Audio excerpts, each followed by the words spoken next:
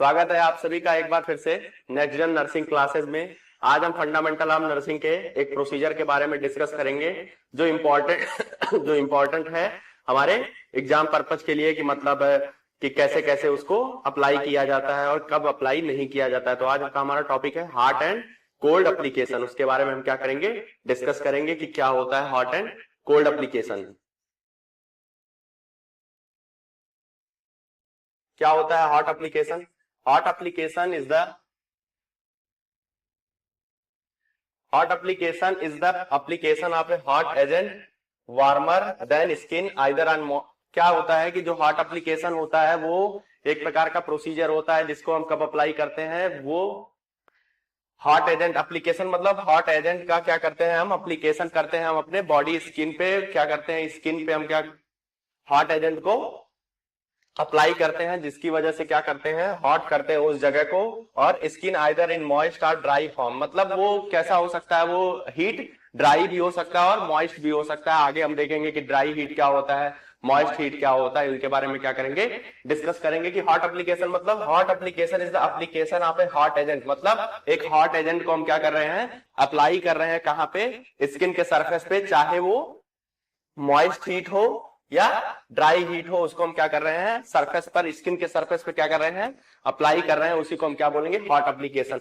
तो hot application का purpose क्या होता है, to relieve pain and congestion. क्या होता है, जब हम हॉट एप्लीकेशन को किसी जगह पे क्या करते हैं, लगाते हैं, तो वो जो वैसो कॉन्स्ट्रिक्शन होता है वो वैसो डायलेशन में कन्वर्ट हो जाता है। तो जो हमारा ब्लड फ्लो होता है वो इंक्रीज हो जाता है, जिसकी वजह से हमारा पेन रिलीव हो जाता है। और कंजेशन मतलब किसी जगह पे क्या हो गया है, किसी प्रकार का रुकावट हो गया है, उसको हम क्या बोलते हैं, कंजेशन बोलते हैं। नेक्स्ट हमारा क्या है, टू प्रोवाइड वार्म, मतलब अगर किसी पेशेंट को हाइपोथर्मिया हुआ है तो हम क्या करेंगे, उसको हाइपोथर्मिया हुआ है तो हम क्या अप्लाई कर सकते हैं, हॉट एप्लीकेशन को अप्लाई कर सकते हैं। किस कंडीशन में, जब उसको हाइपोथर्मिया हुआ है। नेक्स्ट हमारा क्या है, टू प्रमोट सुप्रेशन, मतलब किसी भी पस के फॉर्मेशन को हम क्या करने के लिए, रोकने के लिए उसका यूज कर सकते हैं। टू प्रमोट हीलिंग, और क्या करते हैं हम, हीलिंग को क्या करने के लिए, प्रिवेंट करने के लिए, प्रोटेक्ट कर, प्रमोट करने के लिए हम क्या कर सकते हैं, इसको यूज कर सकते हैं हीलिंग को। और आगे हम इसको पर्टिकुलर तरीके से देखेंगे कि किस प्रकार के हीलिंग को हम क्या कर सकते हैं, प्रमोट कर सकते हैं। नेक्स्ट हमारा क्या है, to decrease muscle tone. Muscle tone मतलब जब हम बहुत ज्यादा एक्टिविटी कर लेते हैं या बहुत ज्यादा रनिंग कर लेते हैं तो उसकी वजह से जो हमारा मसल स्पाज्म हो जाता है उसको हम हीट एप्लीकेशन से क्या कर सकते हैं, सही कर सकते हैं। उसी को हम क्या बोलते हैं, मसल टोन। मसल टोन मतलब किसी प्रकार का अगर हमारे उसमें खिंचाव आ जाए तो हम क्या कर सकते हैं, उसको प्रिवेंट कर सकते हैं, किससे, हीट के एप्लीकेशन से क्या कर सकते हैं, कर सकते हैं। नेक्स्ट हमारा क्या है, अब हम देखेंगे कि किस किस प्रकार का इफेक्ट होता है हीट एप्लीकेशन देने पे। तो पहला क्या है, इफेक्ट ऑफ हीट एप्लीकेशन। पहला क्या है, प्राइमरी इफेक्ट। प्राइमरी इफेक्ट का मतलब होता है जब हम, जो हमारी प्रथम वो होती है, जो भी उसमें इफेक्ट आता है उसको हम क्या बोलते हैं, प्राइमरी इफेक्ट। प्राइमरी इफेक्ट क्या होता है, पेरिफेरल वैसोडाइलेशन। पेरिफेरल वैसोडाइलेशन मतलब होता है जो हमारे वेन्स हैं उनको क्या करना है, वैसोडाइलेट करना है। डायलेट करने का मतलब होता है किसी चीज को क्या करना, चौड़ा करना है, जिसकी वजह से क्या हो सके, ब्लड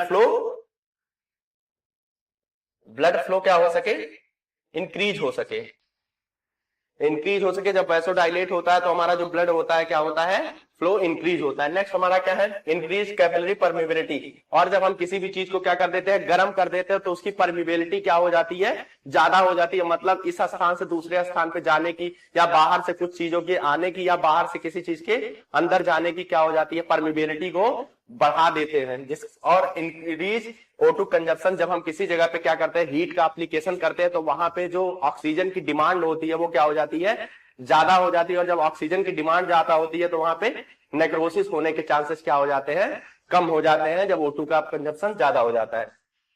नेक्स्ट क्या है, इंक्रीज ल्यूकोसाइट्स मोटिलिटी, मतलब जो हमारा WBC का काउंट है वो क्या हो जाएगा, इंक्रीज हो जाएगा, जिसकी वजह से वहां पे बैक्टीरियल ग्रोथ क्या हो जाएगा, इनहिबिट हो सकता है, जिसकी वजह से जो हमारा इन्फेक्शन है वो क्या हो सकता है, ट्रीट हो सकता है। नेक्स्ट हमारा कौन सा है, सेकेंडरी इफेक्ट। मतलब प्राइमरी इफेक्ट हमने देखा कि जो पहले ही क्या होता है, इफेक्ट डालता है। नेक्स्ट हमारा क्या है, नेक्स्ट हमारा है relieve pain by increased blood. मतलब इंक्रीज्ड ब्लड से जब हमारा वैसोडाइलेशन हो जाता है, जब हमारा ब्लड क्या हो जाएगा, इंक्रीज हो जाएगा फ्लो, उसकी वजह से हमारा क्या हो सकता है, पेन रिलीव हो सकता है। मसल टोन डिक्रीज, हमने अभी पिछले इस स्लाइड में देखा है कि जो मसल टोन होता है वो हीट एप्लीकेशन करने से क्या हो जाता है, डिक्रीज हो जाता है। जैसे कोई बंदा रनिंग कर रहा है या हमारे स्पोर्ट्स पर्सन होते हैं, उनको बहुत ज्यादा क्या हो जाता है, किसी प्रकार का खिंचाव आ गया है, तो हम क्या हीट एप्लीकेशन को क्या कर सकते हैं, प्रोवाइड कर सकते हैं। नेक्स्ट हमारा क्या, प्रमोट हीलिंग।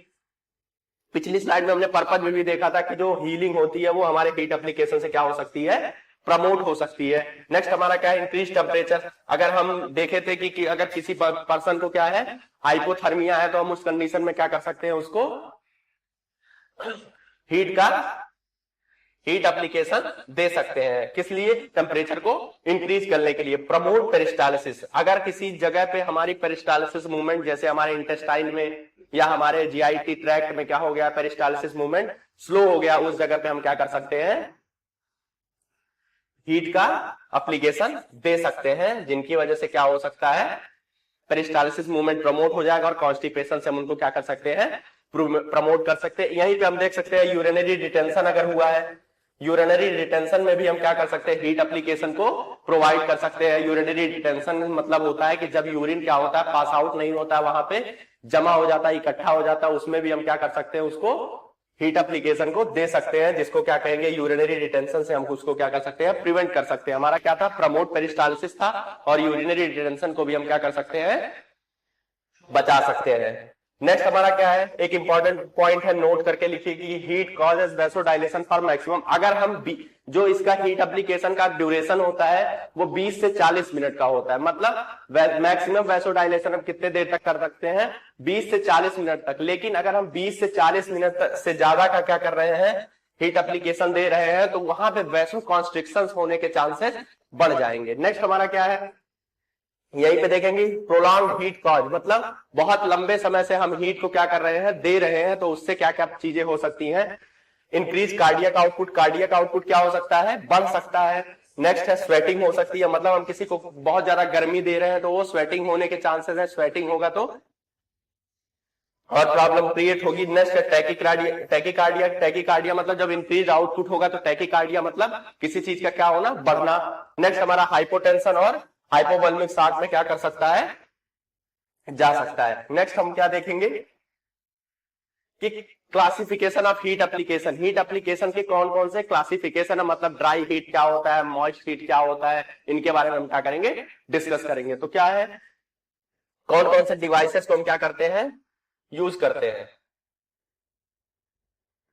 कौन कौन से हीट एप्लीकेशन या डिवाइसेस को हम यूज करते हैं। तो पहला क्या है, ड्राई हीट। ड्राई हीट में हम क्या करेंगे, for dry heat, dry heat में क्या करते हैं, हॉट वाटर बॉटल्स हम यूज करते हैं। हॉट वाटर बॉटल्स मतलब होता है एक बैग होता है जिसमें हम क्या करते हैं, वाटर को फिल करते हैं और उसको हीट करते हैं या इलेक्ट्रिक से हीट करते हैं, वही हमारा क्या है, hot water bottle. Radiant heat होता है, जैसे रेडियंट वार्मर हो जाएगा, इलेक्ट्रिक पैड हो जाएगा, एक पैच नुमा होते हैं जो इलेक्ट्रिक से जुड़े रहते हैं, इलेक्ट्रिक पैड्स होते हैं, उनको हम क्या कर सकते हैं, उस पर्टिकुलर जगह पे हम इंसर्ट कर सकते हैं या लगा सकते हैं, जिनकी वजह से भी मसल टोन क्या हो सकता है, डिक्रीज हो सकता है। और ये डायाथर्मी क्या होता है, डायाथर्मी होता है थेरापेटिक यूज, मतलब हम एक मेडिकल टर्म में यूज कर सकते हैं उसको, किसके लिए, high frequency current. High frequency current को हम क्या करते हैं, जनरेट करते हैं within some part of the body, मतलब बॉडी के किसी पर्टिकुलर पार्ट पे हम एक डायथर्मी यूज करते हैं, जो हाई फ्रीक्वेंसी का क्या होता है, करंट होता है, जिनकी वजह से भी हम क्या कर सकते हैं, मसल टोन को या जो भी प्रॉब्लम हुई है उसको क्या कर सकते हैं,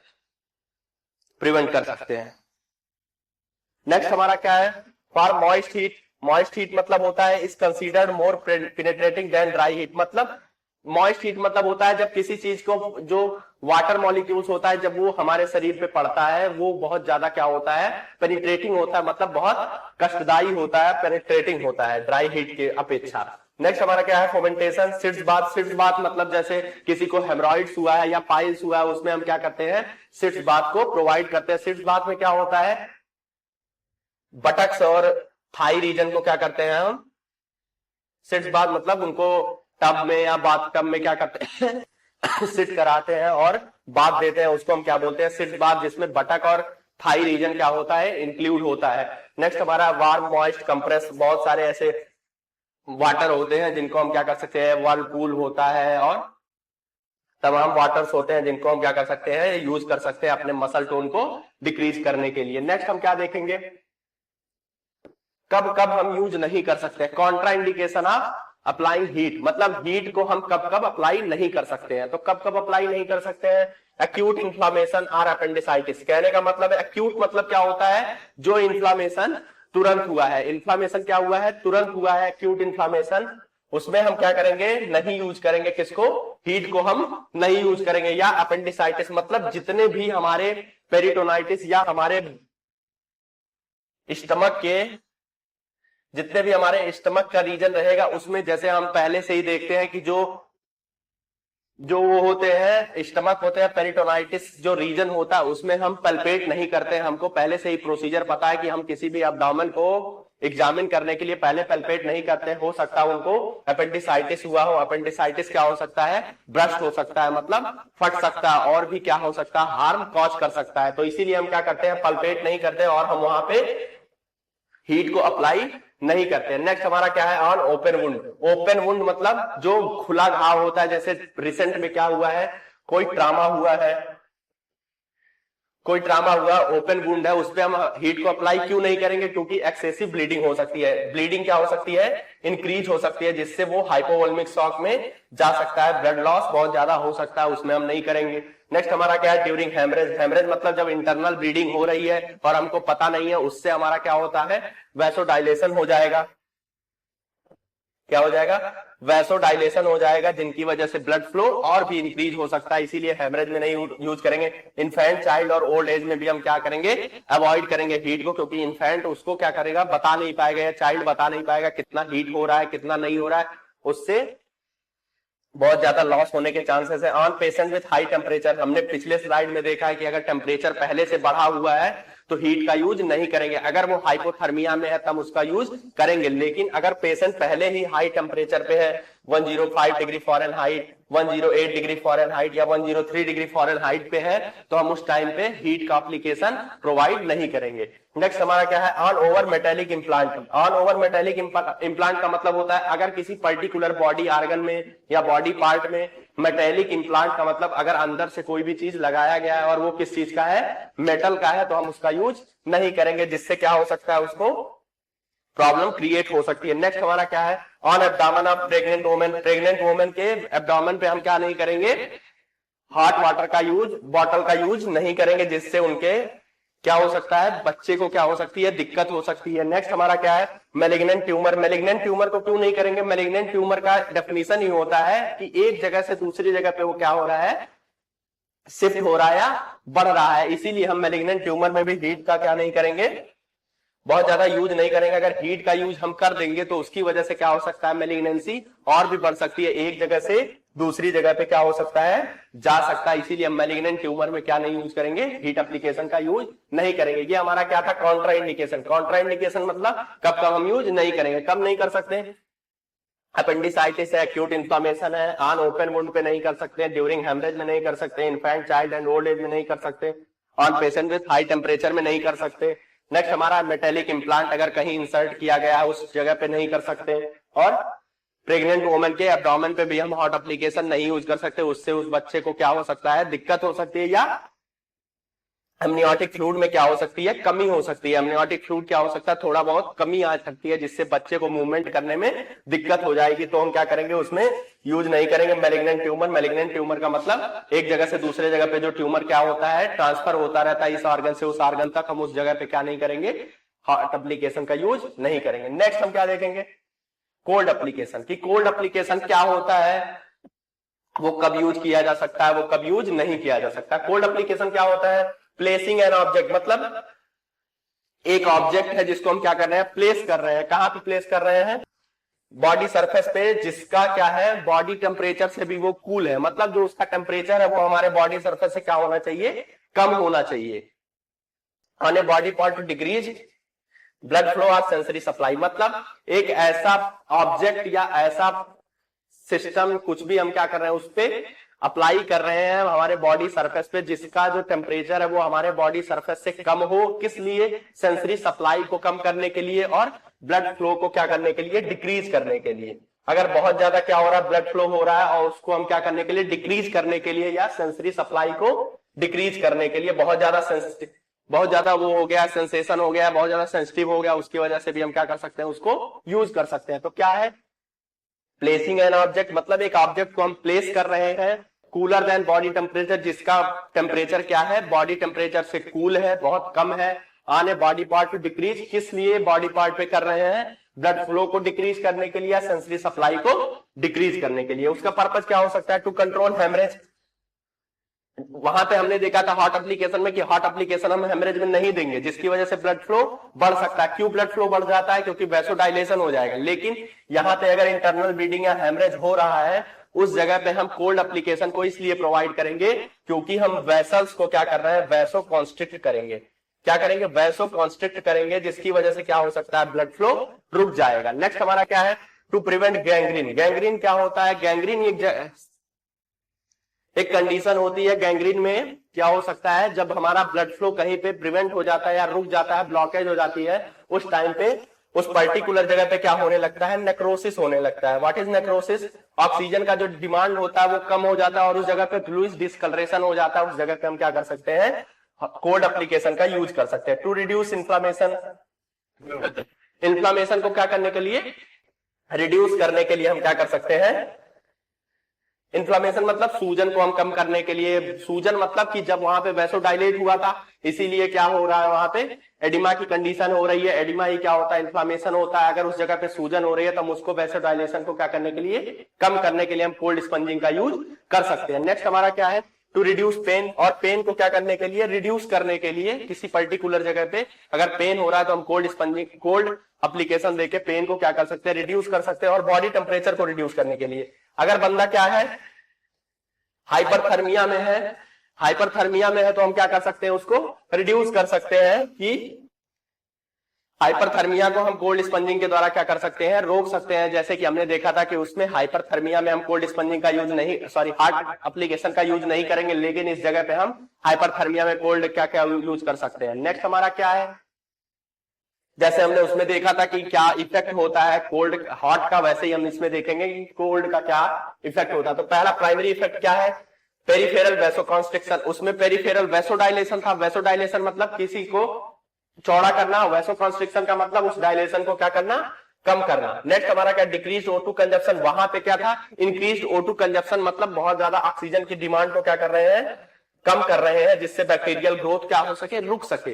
नेक्स्ट हमारा क्या, डिक्रीज ब्लड लिम्फ फ्लो। बहुत ज्यादा क्या हो गया है, ब्लड फ्लो हो गया है, बहुत ज्यादा ब्लड लॉस हो रहा है या लिम्फ फ्लो हो रहा है। अगर कोई सूजन हुआ है उस जगह पे हम क्या कर सकते हैं, यूज कर सकते हैं decrease leukocyte mortality. Leukocyte mortality को हम क्या कर सकते हैं, ल्यूकोसाइड क्या है, WBC। ठीक, जब हमारा इन्फेक्शन बढ़ता है तो WBC क्या होती है, बढ़ती है, जिसकी वजह से क्या होते हैं, प्रिवेंट करते हैं हम इन्फेक्शन से। नेक्स्ट हमारा क्या है, सेकेंडरी इफेक्ट, प्रिवेंट गैंग्रीन। हमने पर्पज में भी देखा था कि गैंग्रीन क्या कर सकते हैं, गैंग्रीन को प्रिवेंट कर सकते हैं। Prevent oedema and reduce inflammation. Oedema और इन्फ्लामेशन को हम क्या कर सकते हैं, रिड्यूस कर सकते हैं। स्टॉप बैक्टीरियल ग्रोथ, जैसे बहुत सारे ठंडे जगह पे बैक्टीरियल ग्रोथ क्या हो जाता है, डिक्रीज हो जाता है, वैसे ही हम उस पर्टिकुलर जगह पे क्या कर देंगे, बैक्टीरियल ग्रोथ को स्टॉप कर देंगे कोल्ड को अप्लाई करके। नेक्स्ट हमारा क्या है, एनेस्थेसाइज बॉडी पार्ट। मतलब किसी पर्टिकुलर जगह को अगर हमको सुन्न करना है या एनेस्थेसाइज करना है तो हम भी उसको कोल्ड का क्या कर सकते हैं, एप्लीकेशन दे सकते हैं। नेक्स्ट हमारा क्या है, maximum vasoconstriction occur between 30 minute to 1 hour. मतलब जो इसका ड्यूरेशन होता है उसका हॉट एप्लीकेशन का कितना था, 20 to 40 मिनट। लेकिन जो कोल्ड एप्लीकेशन का ड्यूरेशन होता है वो 30 to 1 आवर्स का, मतलब 30 to 60 मिनट का क्या होता है, ड्यूरेशन होता है किसका, कोल्ड एप्लीकेशन का। नेक्स्ट हम क्या देखेंगे, प्रोलांग। उसमें प्रोलांग देखा था, इसमें भी प्रोलांग देखेंगे। अगर कोल्ड इफेक्ट को हम बहुत ज्यादा देर तक क्या कर रहे हैं, अप्लाई कर रहे हैं, उसकी वजह से क्या हो सकता है, बीपी इंक्रीज हो सकती है और सिवरिंग हो सकता है। सिवरिंग मतलब किसी उनको ठंड लग सकती है और कपकपी आ सकती है कोल्ड देने की वजह से। नेक्स्ट हमारा क्या है,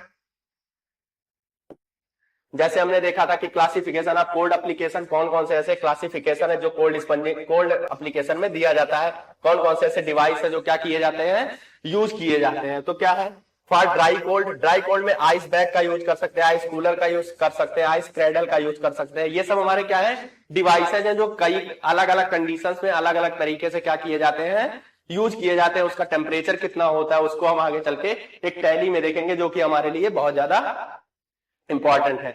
तो for moist cold, cold compress and evaporating lotion, कुछ लोशन हो सकते हैं जिनको हम क्या कर सकते हैं इसमें यूज कर सकते हैं। For generalised use of cold application, cold packs, tepid sponging, tepid sponging भी होता है और कोल्ड स्पंजिंग भी होता है, जिनको हम क्या करते हैं हाइपरथर्मिया में यूज करते हैं।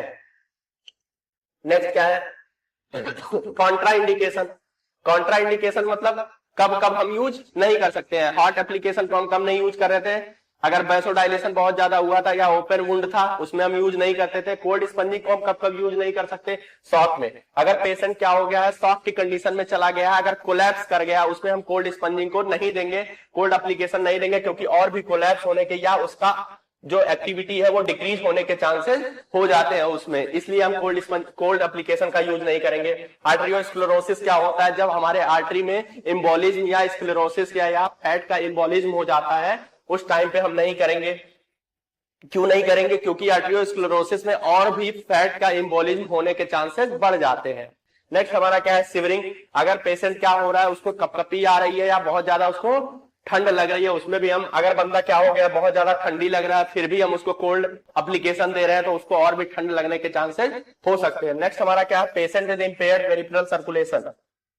मतलब ऑलरेडी पेशेंट क्या हो गया है, इम्पेयर्ड सर्कुलेशन में है और हम कोल्ड स्पंजिंग कर दे रहे हैं या कोल्ड एप्लीकेशन दे रहे हैं, उसमें भी डिक्रीज होने के चांसेस बहुत ज्यादा होते हैं। नेक्स्ट हमारा क्या है, इन एरिया पे डिक्रीज सेंसिटिविटी। अगर पर्टिकुलर जगह पे या हमारे पैर पे या हाथ में किसी जगह पे सेंसिटिविटी पहले से ही क्या हो गई है, डिक्रीज हो गई है, तो उस जगह पे हम कोल्ड स्पंजिंग नहीं करेंगे, वैसो कॉन्स्ट्रिक्ट हो जाएगा और सेंसिटिविटी और भी लूज हो सकती है। नेक्स्ट हम क्या देखेंगे, who have allergy to cold. और जिस बंदे को कोल्ड से ही एलर्जी है, कोल्ड से एलर्जी, किसी किसी को क्या होता है बहुत ज्यादा इन्फ्लुएंजा होने के चांसेस होते हैं, उसमें भी हम क्या करेंगे, यूज नहीं करेंगे। नेक्स्ट हम क्या देखेंगे, एक बहुत ही इंपॉर्टेंट टैली है जो हमारे लिए सबसे ज्यादा इंपॉर्टेंट है कि जो टेम्परेचर होता है वो कौन कौन सा टेम्परेचर यूज किया जाता है। बहुत बार इससे क्वेश्चन आ चुका है कि कोल्ड स्पंजिंग में कितना टेम्परेचर होना चाहिए और हॉट में कितना टेम्परेचर होना चाहिए या वार्फरिन का कितना होना चाहिए। नेक्स्ट क्या है, वेरी कोल्ड में क्या हो गया, 35 डिग्री सेल्सियस से भी टेम्परेचर, यहाँ पे temperature in degree Celsius, temperature in Fahrenheit दिया है और कौन सा एप्लीकेशन हम यूज कर रहे हैं। इसमें सिर्फ ध्यान रखने वाली बात है कितना टेम्परेचर होना चाहिए और कौन सा एप्लीकेशन हम यूज कर रहे हैं। तो कौन सा है, वेरी कोल्ड में हम क्या कर सकते हैं, आइस बैग का यूज कर सकते हैं, जिसका जो टेम्परेचर है, यहाँ पे सबसे ज्यादा ध्यान देने वाली बात है कि टेम्परेचर इन डिग्री सेल्सियस अगर पूछता है या टेम्परेचर इन फ़ारेनहाइट पूछता है तो ये टैली हमारे लिए सबसे ज्यादा इंपॉर्टेंट है। तो जब 15 डिग्री सेल्सियस से क्या टेम्परेचर नीचे रहेगा और 59 डिग्री फ़ारेनहाइट से भी क्या रहेगा, कम रहेगा, उसमें आइस बैग का यूज करेंगे। कोल्ड, जो नॉर्मल कोल्ड होता है 15 से 18 डिग्री सेल्सियस होना चाहिए उसका टेम्परेचर, 59 से 65 डिग्री फ़ारेनहाइट होना चाहिए कोल्ड पैक्स का। नेक्स्ट हमारा क्या है, कूल में अगर 18 से 27 डिग्री सेल्सियस, 65 से 80 डिग्री फ़ारेनहाइट कोल्ड कंप्रेसर्स का होना चाहिए। टैपिड स्पंजिंग हमने बात की थी कि टैपिड स्पंजिंग क्या होता है, जो हम बहुत ज्यादा वो करते हैं जब हम बहुत ज्यादा हाइपरथर्मिया में होता है। टैपिड स्पंजिंग मोस्ट एक्यूरेट होता है कोल्ड स्पंजिंग से, ठीक। टैपिड क्या 27 से 37 डिग्री सेल्सियस, 80 से 100 डिग्री फ़ारेनहाइट तक हो सकता है। अल्कोहल स्पॉन्ज बाथ हो सकता है। वार्म में क्या हो सकता है, 37 से 40 डिग्री सेल्सियस, 100 से वार्म बाथ हो सकता है। हॉट में क्या 40 टू 46 डिग्री सेल्सियस, 104 से 115। और वेरी हॉट जब अगर उनको कंप्रेस करना है तो 6 डिग्री सेल्सियस से 115 डिग्री फ़ारेनहाइट का क्या होता है, हार्टर बैक वाइपर। एडल्ट्स के लिए ही देखिए यहाँ पे एडल्ट्स लिख दिया गया है तो एडल्ट में ही यूज होगा। चाइल्ड में जैसे हमने पहले देख लिया कॉन्ट्रा इंडिकेटेड था कि हम बच्चों में और बहुत ज्यादा छोटे बच्चों में यूज नहीं करेंगे, तो पहले ही हमने देख लिया था। ये हमारा क्या था, हॉट एंड कोल्ड एप्लीकेशन। हमने बहुत अच्छे तरीके से क्या किया है, डील किया है कि हॉट एंड कोल्ड एप्लीकेशन कब देना है, कब नहीं देना है, या उसका यूज कैसे होता है, कितना ज्यादा टेम्परेचर होना चाहिए और किसमें किसमें यूज नहीं करना है, कब उसका प्राइमरी इफेक्ट होता है, क्या उसका सेकेंडरी इफेक्ट होता है, इसके बारे में हमने क्या किया है, डिस्कस किया है। नेक्स्ट हम एक अलग लेक्चर के साथ आएंगे, तब तक के लिए थैंक यू सो मच।